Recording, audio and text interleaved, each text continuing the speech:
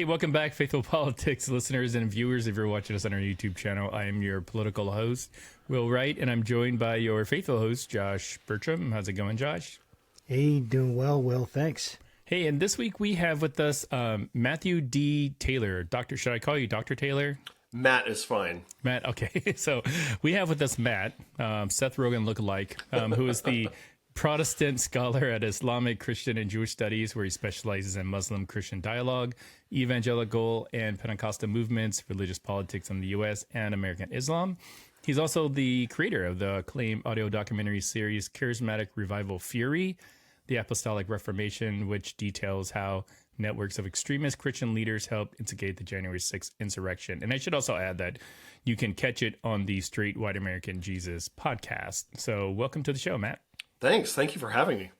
Yeah. So you are somebody that we have been wanting to talk to for a while because of the work you do and kind of its tie-in to the premise of our podcast, which I do have to just start off and say, we started this podcast 3 years ago, or at least me personally, not knowing anything at all about the New Apostolic Reformation, about how bad Christian nationalism is in this country, and that it would ultimately lead me to talk to someone that basically, made this his career field. So I guess my question is, why is this your career field?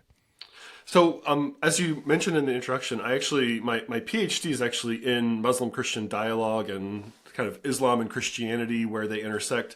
And my first book is about the Salafi movement in the U.S., which is often labeled radical Islam or fundamentalist Islam. And it's actually a very positive assessment of the Salafi community in the U.S., the ways that they actually are very similar to evangelicals. And I spent a number of years writing that book. It was my dissertation that became my book. And I sent it off to the publisher on the morning of January 6th, 2021. Jeez. And I thought, okay, now I can finally just take a breath, take a break. It's out of my hands for the time being. And then obviously that afternoon, I'm watching the Capitol riot, trying to keep my preschool age children from seeing it while also trying to pay attention myself, and just realizing as I'm watching that, and then as I start following up and trying to read up a little bit more, I'm like, I actually know quite a bit about this, both from my research, but also just from my own background and upbringing and all. And so I just started digging deeper, and spent the last 2+ years really trying to understand who were the Christian leaders, what was the theology that was informing the Capitol riot. And that is what actually led me to the New Apostolic Reformation. I was hazily aware of the NAR before that. And it was really within about a month of researching, I had kind of locked in and was like, nope, this is what the next book is right here.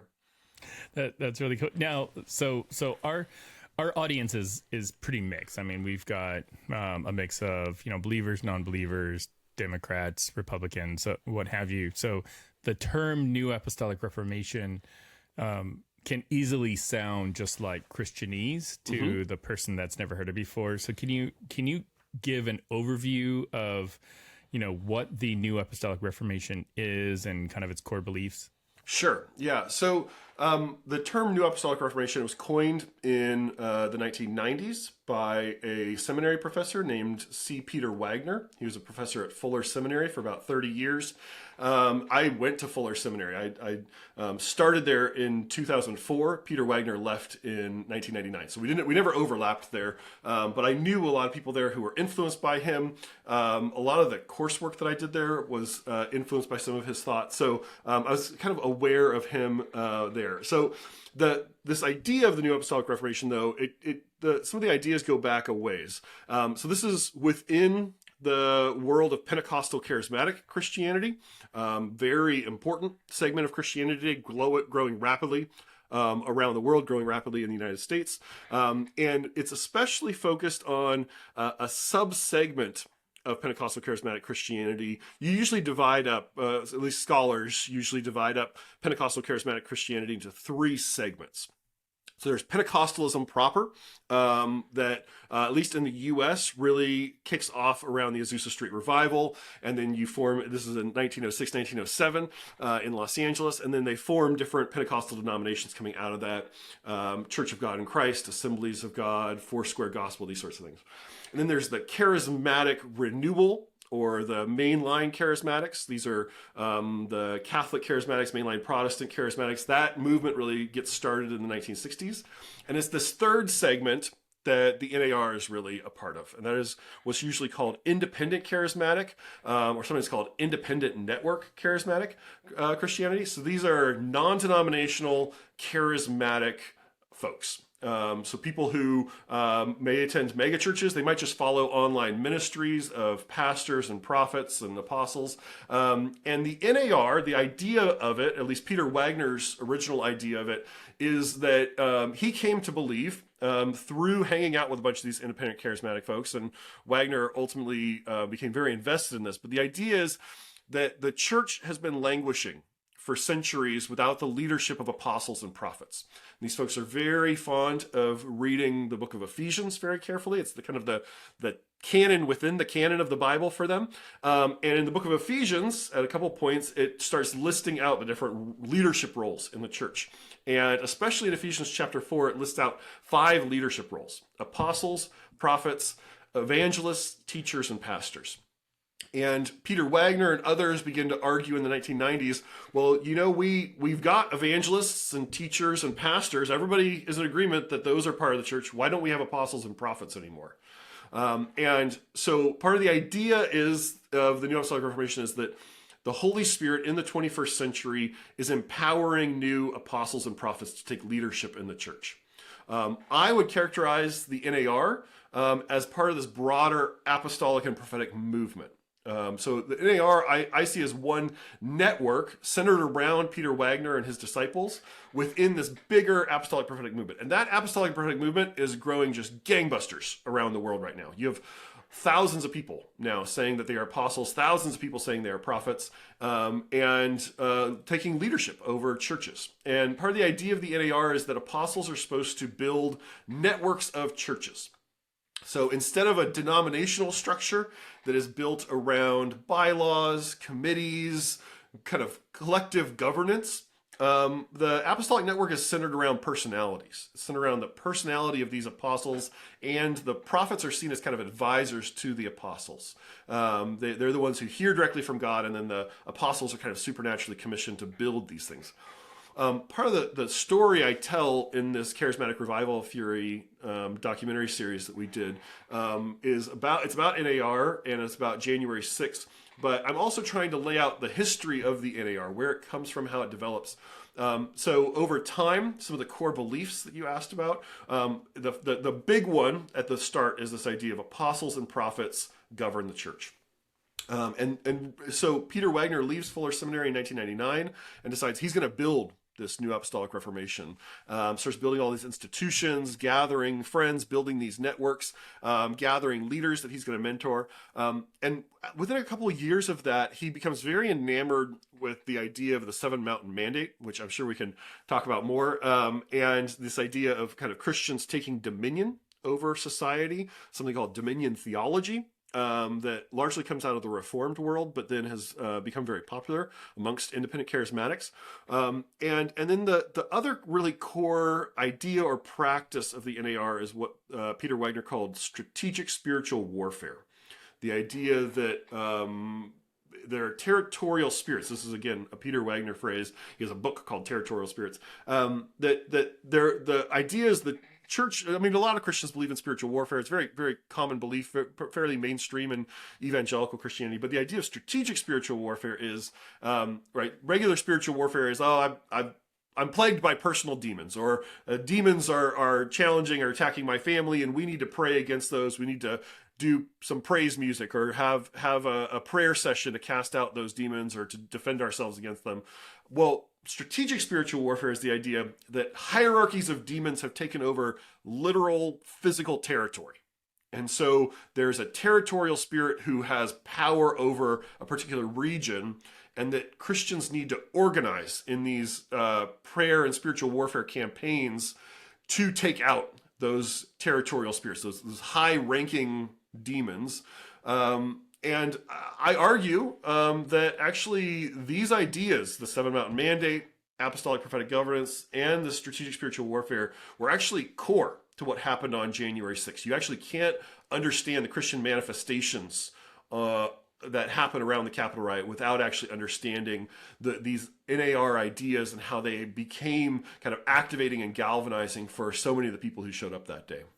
Yeah, it's weird because I'm wondering if a lot of those folks that showed up at the Capitol on that day were responding to the portal that was floating over the White House that Roger Stone had posted about. He said there was like a demon portal or something like that was over the White House, and we don't have to spend too much time there. But the new Apostolic Reformation sort of implies that there was an old one.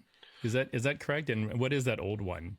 So Wagner would say that the church in the 21st century, he actually said 2001 was the start of the second apostolic age. The first apostolic age would be the early church, right? Where you have the original apostles, the disciples of Jesus, leading the church, founding the church, and then building the church, and really creating the theology, helping to compose the New Testament, right? That would be the first apostolic age. And then Wagner believed that the Holy Spirit was going to do this new work, and that he believed he was very much a part of that work to kind of inaugurate a new era in the church that he called the Second Apostolic Age, where you have new apostles stepping forward to lead the church. So that's the new piece of it. And then apostolic, I mean, apostolic is a adjective that shows up a lot in Christianity, right? Because it's just saying attached to the apostles. But in this case, what Wagner is referring to is that you have new apostles, right? New people who are coming forward as apostles. Now, they sometimes will nuance it and say they don't have as much authority as the original apostles per se, but these are the people that they believe God has anointed to actually lead the church forward into revival, into reformation. And Wagner would talk about at the time that he thought that this would be a new branch of Christianity, right? This is the Reformation piece of it, that he thought that this was going to be a branch of Christianity equivalent to the Protestantism or Eastern Orthodoxy or Catholicism. It was going to be this major new branch. That's not that his terminology has not really borne out. It's not, people in the charismatic world do not continue using this terminology today, but you really do have this burgeoning apostolic and prophetic movement that's built upon similar ideas. Not all of that is coming directly from Wagner. There were a lot of people talking about this at the time, and so Wagner tried to kind of brand a particular style of this apostolic and prophetic Christianity. But the independent charismatic world, as I said, is growing rapidly, and these ideas are spreading rapidly through it. That's absolutely fascinating. Trying to figure out the NAR movement. We've had different professors on. One of Andre Gagnier. Mm-hmm. You know Andre? Yeah, Gagne, yeah. So he was Gagne. How do you say it? I think it's Gagne. Gagne. Yeah. What? One of them. So and he talked to us a lot about it. But you have prophets, you have apostles, and they're supposed to take over. Are they supposed to take over current churches and put their apostolic imprimatur on them and approval? And is that like how much you say this is growing, but how much is this?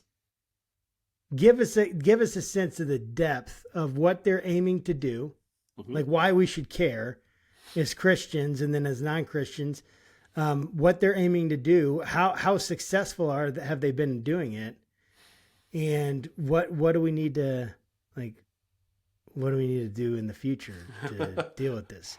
And I know you might forget all those questions, but you get the general idea. Just kind of riff on what's going on with them right now in America and this church, because I know we've been talking about that. Sure. So in terms of what they're hoping to do, yes, they are hoping to gather more churches. They want to start new churches, and so the apostles are frequently starting new churches. That's part of what they understand their role to be. But they also want to capture, you could use the term, the co-opt, draw in, invest, current churches. And you see this happening very widely today, where churches will leave their denominational affiliation and then join one of these apostolic networks, become a non-denominational church. But then non-denominationalism doesn't have a clear governance, right? Like, to be non-denominational is to say, I'm not something. It isn't to say I am something.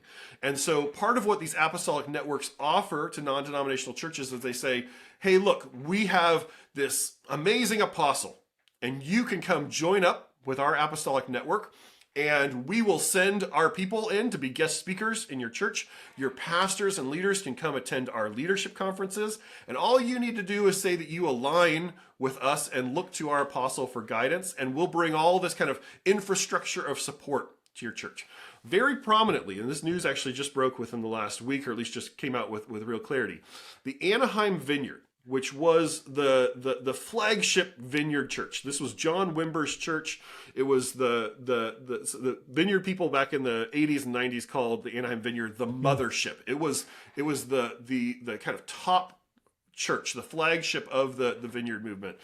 And just within the last few years, the pastors, there were a couple who were new pastors who came in. They came from the vineyard, but they were very influenced by these apostolic and prophetic circles. They took the Anaheim Vineyard with its $60+ million of assets out of the Vineyard Church Association, out of the denomination.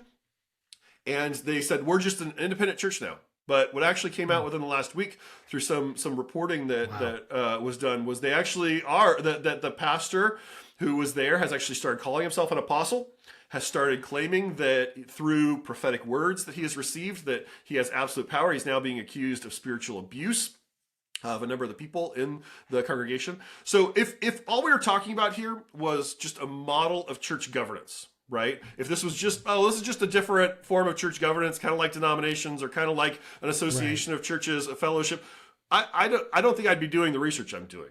Because on some level, that's fine. If you want to have, if your ecclesiology, right, if your theology of the church says it should be governed by apostles and prophets, on some level, have at it, right? I think that that is that's you're setting up a system that is personality driven, that is going to be prone to abuse, prone to authoritarianism. But like, if it's just, we're just talking about kind of ecclesiology and models of church governance, whatever. The challenge is what also comes into the NAR is not just this model of church governance, but their theology begins to take on ideas of taking over society, of becoming deeply involved in politics, and not just politics as in like, oh, we're going to go vote, but actually a politics of taking over, a politics of what I call in the podcast series Christian supremacy, where they very much have an agenda that says Christians need to take over society. These are folks, by and large, who do not believe in the separation of church and state. And so their theology calls them to take over, to become, and this is, again, this idea of dominion, that the church is supposed to have dominion over the earth. And so this is the theology then that draws them into supporting Donald Trump. And it's also the theology that brings them to January 6th, because they believe that supporting Donald Trump requires that they do spiritual warfare, that they take on what they believe are demons who've taken over the Congress and both parties in Congress, really, and that they believed that they needed to be there on January 6th in order to fight against those demons, conquer that territory, and take America back for God. So how exactly are they fighting demons? Well, I guess so. How are they fighting demons, and how does someone become an apostle or a prophet? Just self-proclaimed? Is there a process? What are we looking at here? So they would bristle at the phrase self-proclaimed. They really don't like when people say that, because in their minds, they are not self-proclaimed. So in their mind, you become an apostle by being gifted as an apostle by the Holy Spirit, and then having a community recognize your gifting as an apostle. And so from so their as long as you have a community that recognizes, you're good. Well, I guess that in Wagner's theology, it's actually apostles who recognize other apostles. So he has this idea of apostolic attraction. Apostles are drawn to other apostles and begin to recognize and ordain other apostles. Apostolic attraction. It's like, hey, game recognizes game, you know? and really, I mean, Wagner had very high standards in terms of who he would call an apostle. He helps to create an organization called the International Coalition of Apostles. He has very strict standards. It's his organization, and he gets to determine who comes in. It's supposed to be a professional society for these kind of newfound apostles, but he gets to say who's coming in. And he says, if you have not founded multiple churches that have been successful, if you have not got multiple ministries going on at the same time, if you have not proven that you can take a church from 100 people to 500 people in the space of a few years, then you probably are not gifted as an apostle. So the people that do wind up being identified as apostles, I'm sure people can pop off and say, well, I'm an apostle, right? And maybe their church says it or not. But in Wagner's system, to be accepted as an apostle, you have to have a proven track record of phenomenal leadership in terms of growth. Wagner was a specialist, and his training was in a field called church growth that really grew up in the 1960s, 1970s. And so he's very fixated on growth, on how do you help churches to grow methodologically, theologically. And so for him, this stuff is all about the expansion of the church, and apostles are the vehicle that God is using to expand the church. You did ask about how rapidly this is growing and where, and it is incredible when you start digging in. There's different names that get attached to this idea. So, as I said, the terminology New Apostolic Reformation, virtually no one uses that in these circles anymore. Once Wagner died in 2016, people kind of moved away from that. It became very politicized, and you'll find today, if you Google New Apostolic Reformation, you're going to find some really wacky stuff, because there's a lot of kind of conspiracy theorists who dived into this stuff and created websites around it. And I'm trying to really ground this stuff historically in Wagner and his people. But these ideas have spread across the American church very rapidly. And today you are seeing thousands of churches attach themselves to these apostolic networks. And sometimes you can tell just by looking at their website. Sometimes you have to be very deep in leadership in the church to even know about some of these apostolic networks. Just to give one example. So one of Wagner's disciples is a guy named Che On. He's Korean American. He actually studied under Wagner at Fuller Seminary, did his MDiv and his doctorate in ministry at Fuller Seminary. He now pastors a large church in Pasadena, California called Harvest Rock Church. And in the late 90s, Che On, kind of under mentorship and guidance by Peter Wagner, starts his own apostolic network called Harvest International Ministry. And it starts out with about 14 churches. Today, Harvest International Ministry, this apostolic network under Che On, has over 25,000 churches and ministries that follow Che On in 65 countries around the world, right? So that's not wow. that is bigger than a lot of denominations, right? But that is just the apostolic network of one NAR leader, Che On, and with his kind of global reach, right? So that they don't break the numbers out by country, but I would estimate definitely hundreds, probably well into the thousands of those churches are in the U.S. that are following Che On and looking to him as their apostolic leader. So we're not talking small bore here. This stuff is rapidly taking over the independent charismatic landscape. Well, so I'd imagine most people probably aren't familiar with, names like Wagner or Lance Wallnau and all those others. So, but based on kind of like your summary, it sounds like the New Apostolic Reformation group is a group that we probably should be more cognizant of, kind of in our just general everyday dialogue about faith and politics and what have you. But like, what are some of the bigger names that are involved kind of in this movement that people would recognize? Yeah, and this is where I'll sometimes make a technical distinction and say some of the people that a lot of people may think of as being NAR, I would actually argue are not NAR, because they were not people who were really close to Wagner. They might be close to people who are in Wagner's networks and are part of his circles. So like Bill Johnson and Bethel Church in Redding, California is often cited as this is the NAR church. It's actually not NAR. It is apostolic and prophetic, and it cross-pollinates with a lot of the NAR people, but Bill Johnson and Chris Valentin, Bill Johnson's the apostle at Bethel, and Chris Valentin is the prophet there.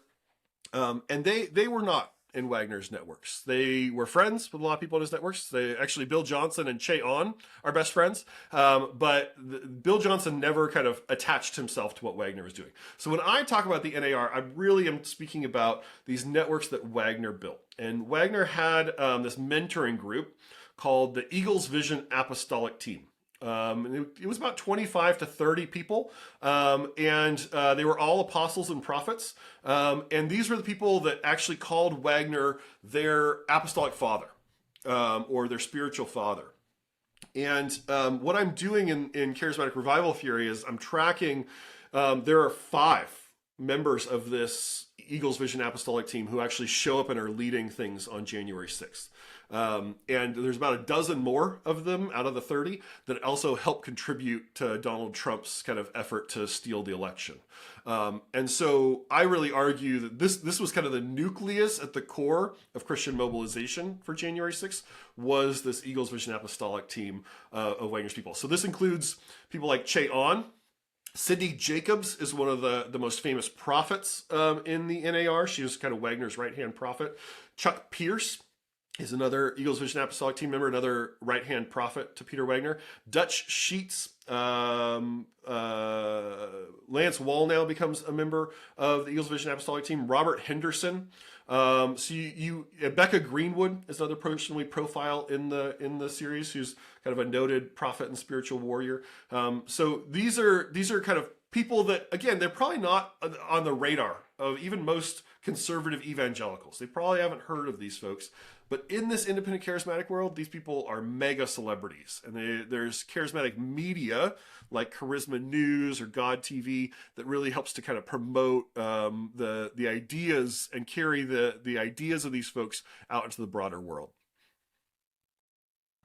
Man, I'm just fascinated by, I mean, we've talked about this before in the show, and every time I come back to it, I get fascinated again, like what's really going, it's like I talk about it, I think about it, I worry about it for like a few weeks. It was all I could talk about. Will remembers. And then it kind of like, okay, we're moving on now. And then thinking about it again. So I want to make sure I'm understanding what you're saying. Mm-hmm.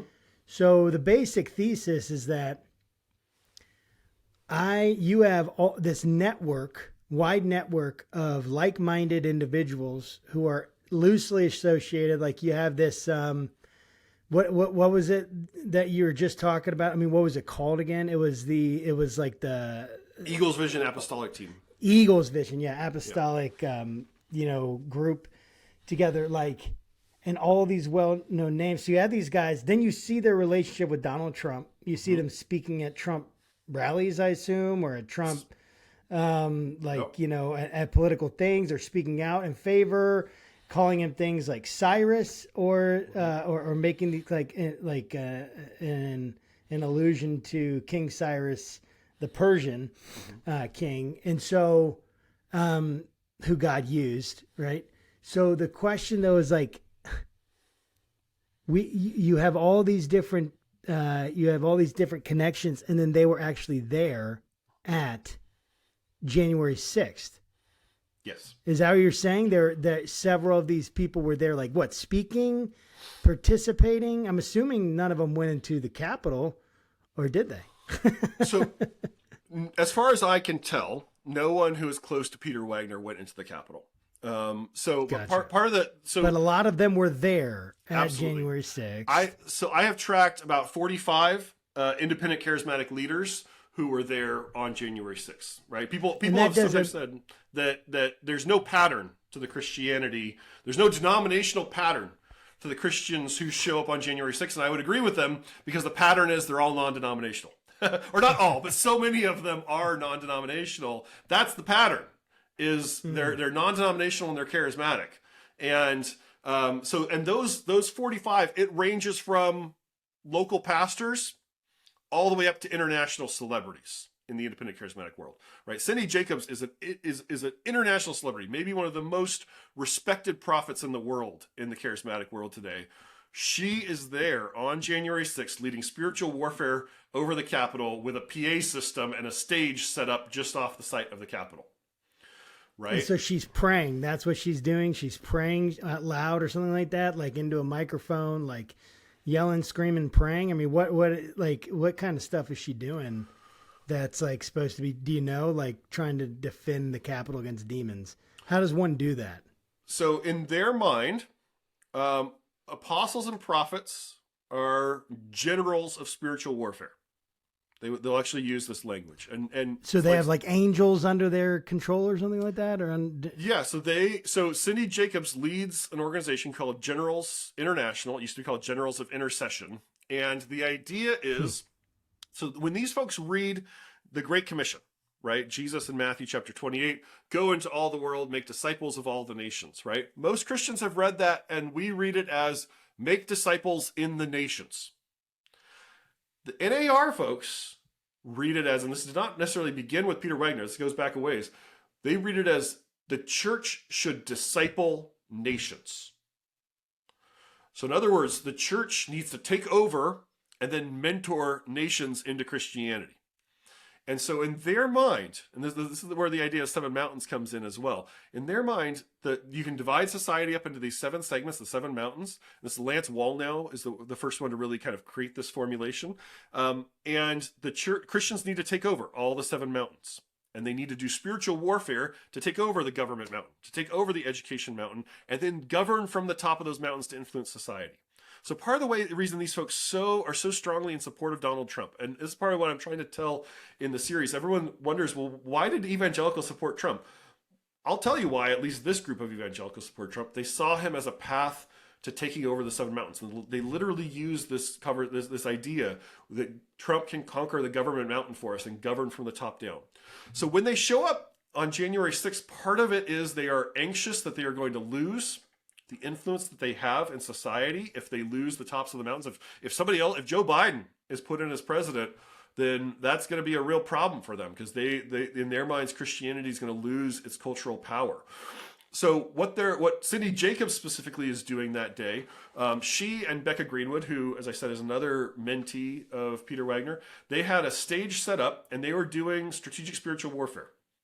And so they believed that demons had taken over the Capitol, and I have audio in the series. There's video of them online doing this, where they're literally praying. They say, there is a demon named Leviathan that has taken over the Capitol building and is holding back lawmakers in the Capitol from reinstalling Donald Trump as president. And so we need to pray against these territorial spirits, these principalities and powers, in order that the power of God. So we are calling down the angels from heaven, and they believe that generals have that authority, again, because they're apostles and prophets, so they have this special authority to call down angels to do battle against these demons.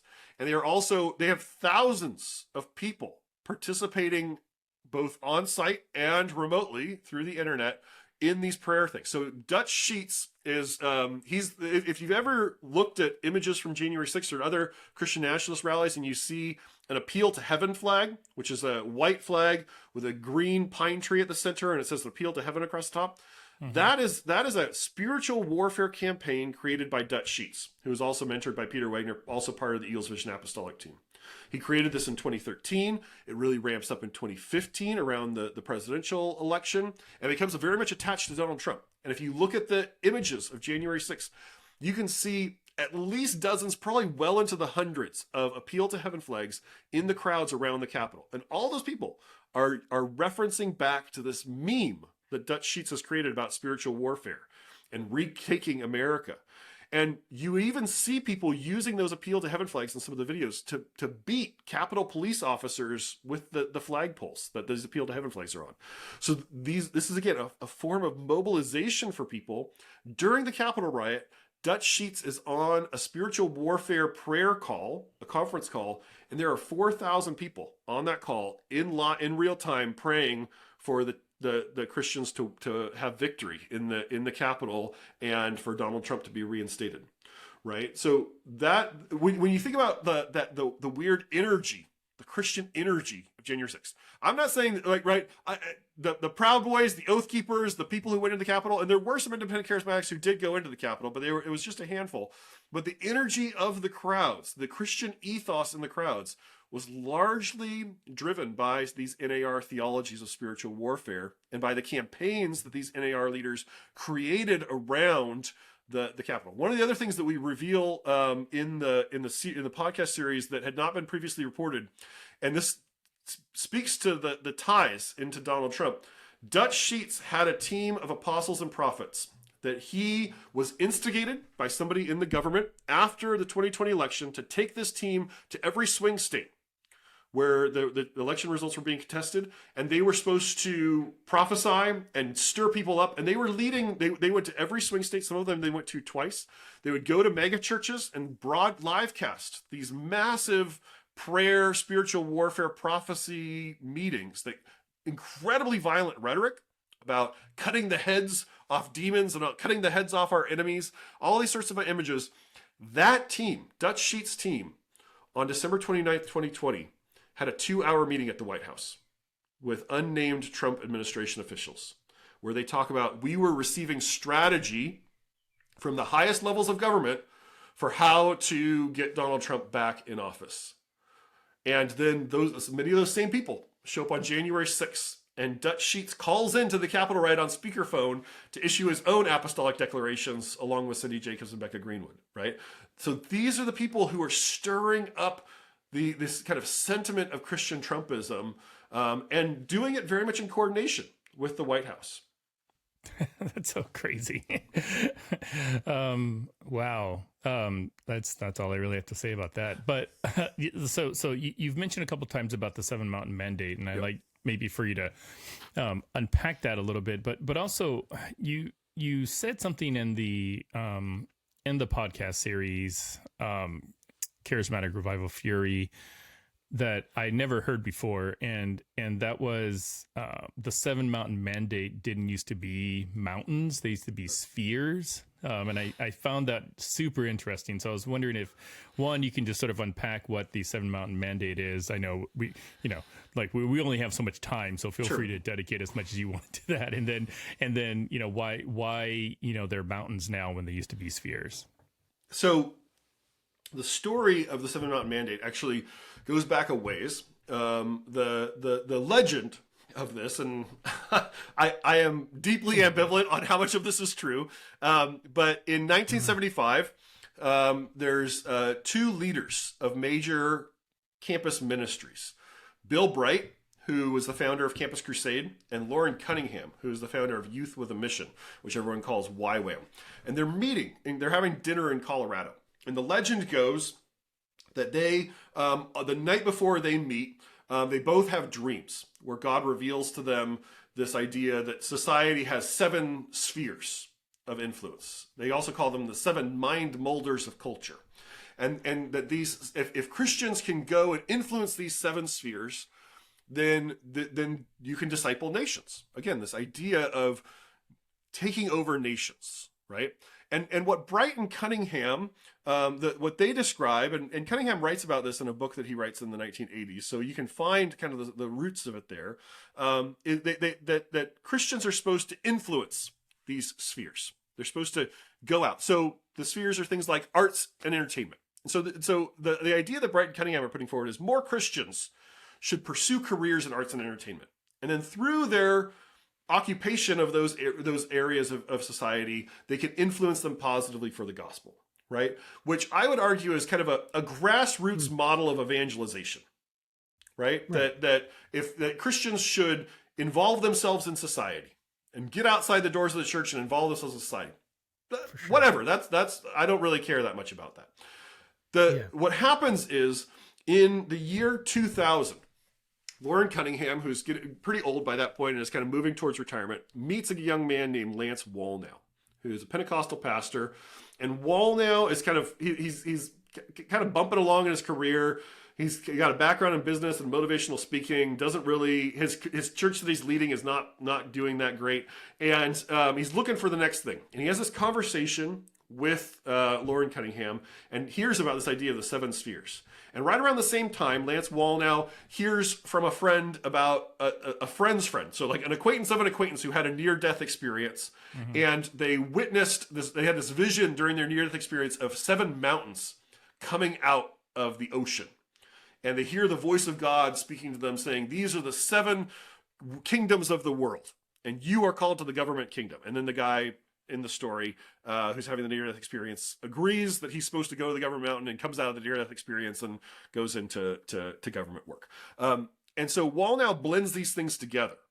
So he takes the mountain imagery from the near-death experience with the 7 spheres idea from Cunningham and Bright and blends them together and calls this the 7 mountain mandate. And what I'm arguing in the series, though, is that there's a subtle shift there, though, in your imagery, right? Because a sphere of influence is just this amorphous arena of influence. How do you affect a sphere of influence? I don't know. Go and be in it, right? Like it's not there's nothing really clear about that. Yeah. And a sphere doesn't have a top, right? No, it doesn't. Well, I mean, I guess, but a sphere you can flip it and the top's on the other side, right? It's just a sphere. It's just a ball. Right.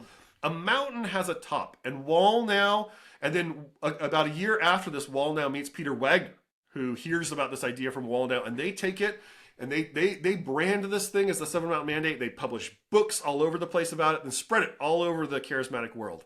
But Wallnau's idea changes the image, changes the concept, because if you're conquering a mountain, if you need to take the top of the mountain, then influence is flowing down from the top of the mountain. And this is what they will say, right?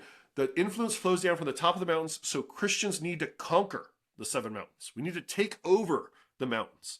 And then they'll say, and the top, if we are not on top of the mountains, then the Satan and the demons are on top of the mountains. And so we need to displace the demonic powers that control the mountains so that Christians in the kingdom of God can rule over the mountains. And then influence will flow down. That is a very different model for how to change society. That is not a grassroots model for how to change society. That's a vanguard model for how to change society, right? That's a revolutionary model. We take over power and then we govern from the top. And that creates kind of the political theology of the NAR, is this idea not just that we need to reform the church, right? That's how Wagner kind of started out. We need to reform the church. We need apostles and prophets to lead the church. It starts out in ecclesiology, but then it very rapidly in the early 2000s becomes a political theology bent upon societal conquer. So what are those 7? I'm sorry, I didn't mean to cut you off, Josh. But you're good. What are those 7 spheres, mountains that are included in there? I think you mentioned them, but just to reiterate kind of what they are and you know what the goal is in each of those areas. So the 7 are, and let me now you're testing me.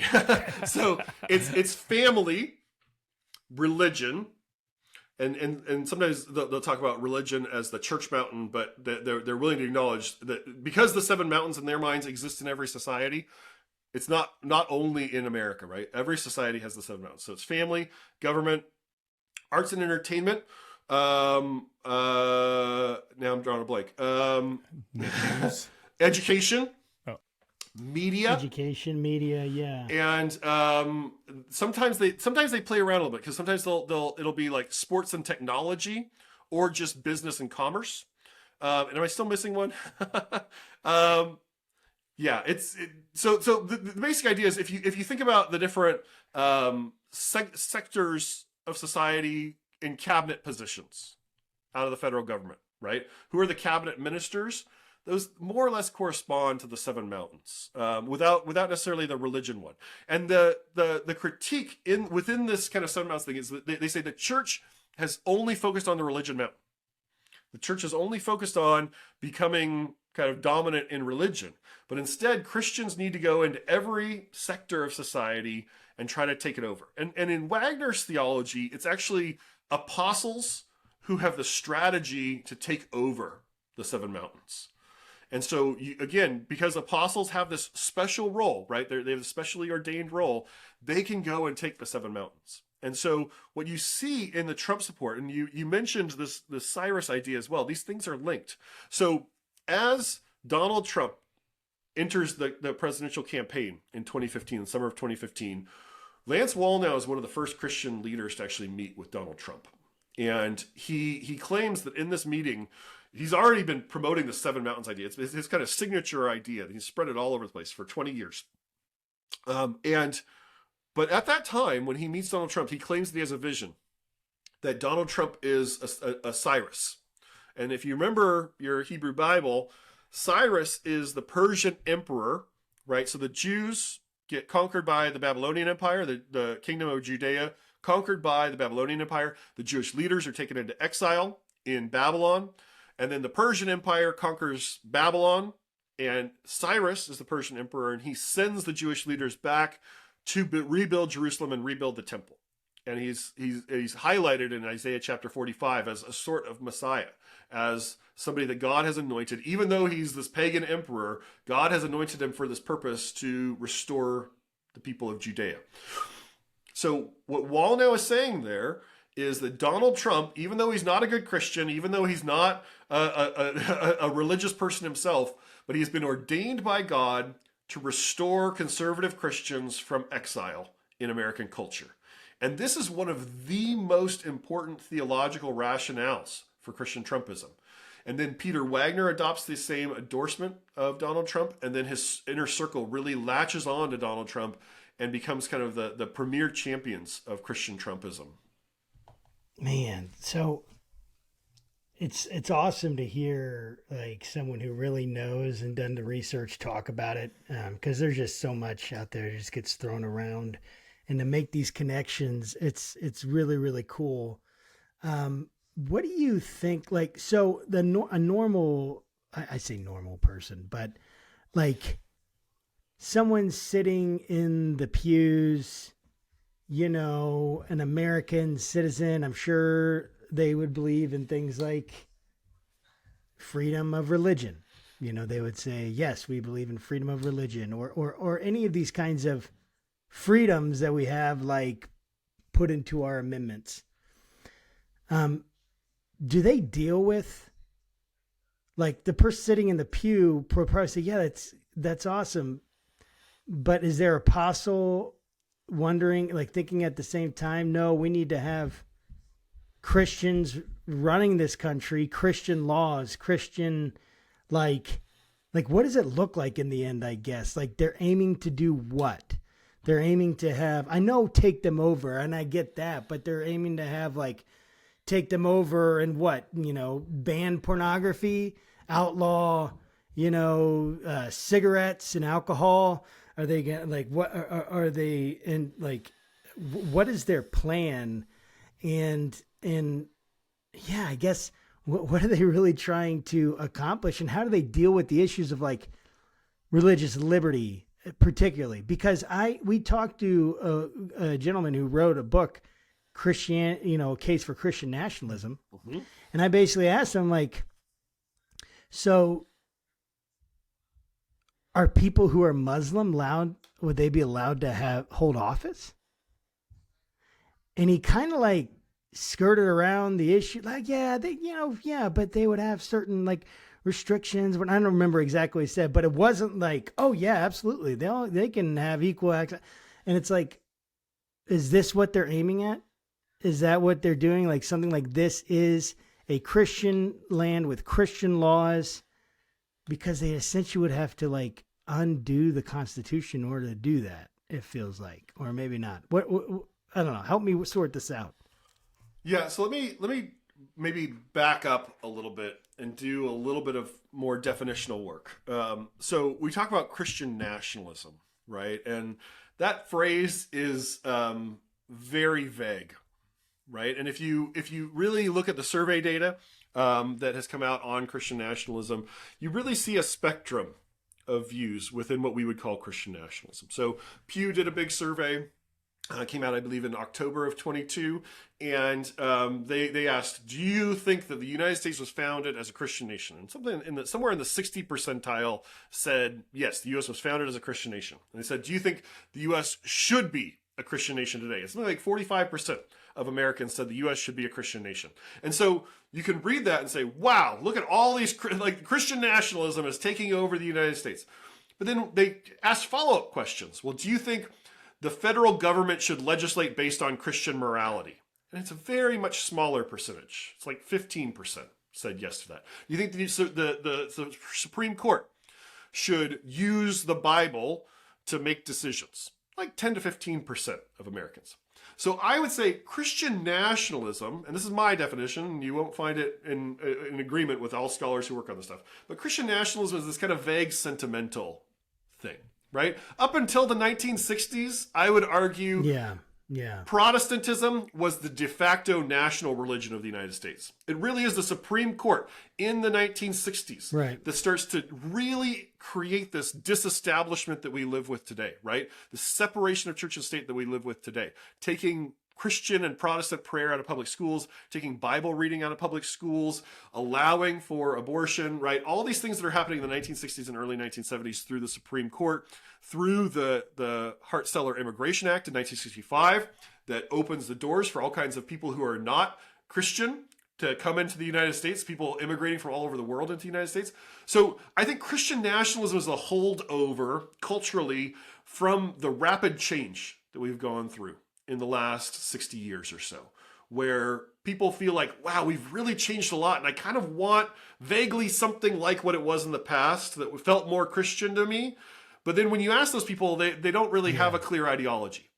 I talk about Christian supremacy as a movement of organized, theologically driven approach to Christian nationalism. It's the extreme end of the Christian nationalist spectrum. And that's where I would put the NAR. I'd actually put Stephen Wolfe in there as well, but that's a kind of topic for another day. But when these folks talk about taking over nations, I interviewed Che Ahn and asked him about this. So by the way, Che Ahn speaks at the big rally in Washington, D.C. on January 5th. The day before the Capitol riot.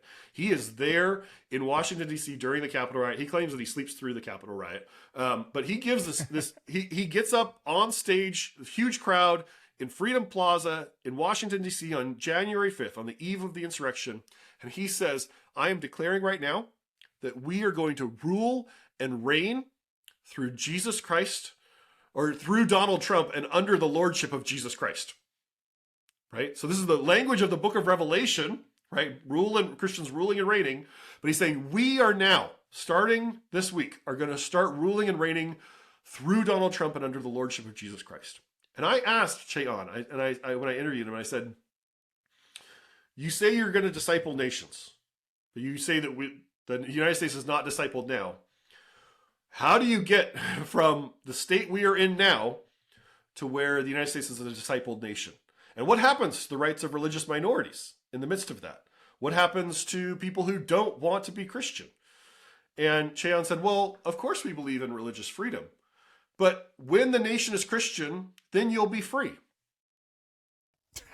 Whoa. Right? So these folks, and Che Ahn in November of 2020, so after the election, before January 6th, posted on Instagram and said, there is no separation of church and state, because the government is one of the seven mountains. So the idea here is, no, they don't believe in separation of church and state. They might argue, well, sure, you can understand the First Amendment, but everyone's been interpreting it wrong. And Christians need to take over society. And they believe that there will be a great revival that will occur. They sometimes call it the Third Great Awakening that will occur. Many prophets have talked about this idea of the Third Great Awakening, and that will spur on Christians to take over the governments. But these folks were marching in lockstep. They loved the agenda of the Trump administration. They loved when Donald Trump moved the U.S. embassy from Tel Aviv to Jerusalem in Israel, because they saw it as a fulfillment of prophetic destiny. They loved when Donald Trump installed the Supreme Court justices that he installed. In fact, some of these folks even came to D.C. to do spiritual warfare on behalf of Brett Kavanaugh during those contested hearings, because they believed that God wanted Brett Kavanaugh to be on the Supreme Court and that they needed to do spiritual warfare to defend him against the accusations of sexual abuse that came up from Christine Blasey Ford. So from these folks' perspectives, Christians need to take over. And when I asked Che Ahn this, it was basically yada, yada, yada, discipled nation, right? They're willing to leave a great ambiguity about the process. But in their minds, Christians are not only mandated, but are destined to take over societies in the name of Jesus, because in their minds, that is what the kingdom of God means, is that we take over society, that Christians exert a coercive influence over society, that Christians have a premier form of citizenship, and maybe other people can vote, but maybe their voices aren't welcome in the public square. Or maybe other people can hold office, but they need to swear that they will be loyal to Christian values, right? So it's kind of adding in these other layers to what it means to be American, to what it means to be Christian, and then saying that is normative in our society. And so Christians should have more privileges than other people. Well, so one of the conversations Josh and I were having before we started recording was, how do we look at, Christian nationalism, the New Apostolic Reformation, like where do we kind of fit these in, the good thing or the bad thing narrative?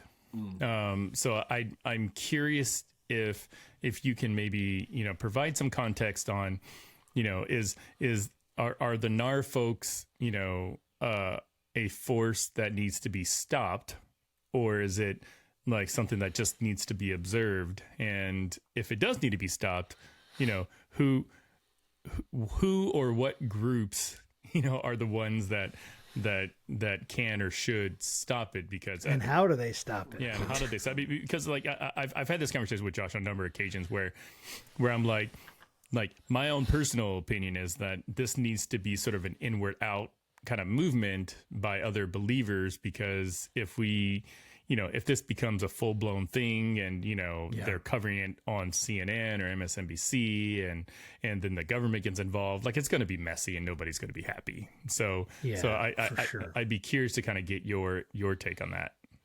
Yeah. Let me be clear. I profoundly believe in religious freedom and in pluralism. And I deeply believe that people need to have the freedom to believe what they believe, and that people that religious difference and the protection of that difference is crucial to life in America. So I am not by any means saying that the government should go and target the NAR, or that we need to legally prosecute people just for their beliefs or any of those sorts of things, right? That is a far cry from where I am. I would argue, though, that this stuff desperately needs to be exposed. Because I actually think that part of how we get through this moment of crisis that we're in the United States, and I really do think that we are in a moment of crisis. I think American Christianity, and I say this as a historical statement, I don't think American Christianity has been this politically and epistemically divided since we were on the eve of the Civil War, where you really do have two camps of Christians in America that see America, see our politics, see theology from completely different angles. And I think that part of how we defang Christian supremacy in the United States is not by going after it, right? Not by creating new laws to go and prosecute these people. That actually would just play into their narratives about persecution, right? But I think part of it is trying to find a way to drive a wedge between that vague Christian nationalism, folks who are like, I kind of wish America was more Christian. And then you ask them, so you think your Jewish friends should not have as many rights as you have as a Christian? Oh, no. Oh, so you think that the Supreme Court should make decisions based on biblical law? No. Right? That is the wedge that I think needs to be driven here. Because there are people who really do believe that the Supreme Court should be making laws based on the Bible, or making decisions based on the Bible, that the government should be legislating based on Christian morality. In fact, there was a survey that was just done a couple months ago by a sociologist named Paul Jupe. He's at Denison University, and he actually asked questions about the Seven Mountain Mandate. And he found that more than 20% of Americans said they believe that Christians need to take over the seven mountains of culture. This is that phrase, the seven mountains of culture, did not exist 25 years ago. It literally did not exist 25 years ago. That was still, people were still talking about seven spheres of society. But when you even phrase it with that specific Lance Wallnau phrase about seven mountains, more than a fifth of Americans today say, yeah, Christians need to take over the seven mountains. That's how rapidly and how far that idea has spread. Yeah. Right? The word mandate says a lot. It does. Yeah. So yes, I think we need to find, you can't have a pluralistic society if 45% of the population says they're not playing along, right? That just doesn't work. And so we need to find ways to look at that 10 to 20%, however you want to count it specifically, of Americans who apparently are on board with Christian takeover of the United States and say that is a fringe position. Part of the problem is that today, Christian nationalists, in this kind of vague, sentimental sense, are making common cause with Christian supremacists, voting with them, because the Christian nationalists don't feel threatened by the Christian supremacists. And they don't recognize the threat that it is to our society. Yeah, that's so wild. I mean, well, Matt, I could probably talk to you for another couple of days. Yeah, we're gonna have to get another time. I have so many questions, but I have to. Yeah, we probably can't go much longer. Yeah. So thank you so much for spending some time with us. This has been very, very educational, and and just, congratulations on the success of the podcast series. And I'll make sure I put a link to it in our show notes for if anybody's Definitely. interested. Great, thank you. But yeah, thanks again for everything you do. Happy to be here and happy to come back. Yeah. Yes, thank you. So to all of our Faithful Politics listeners and viewers, we will see you next week. Take care.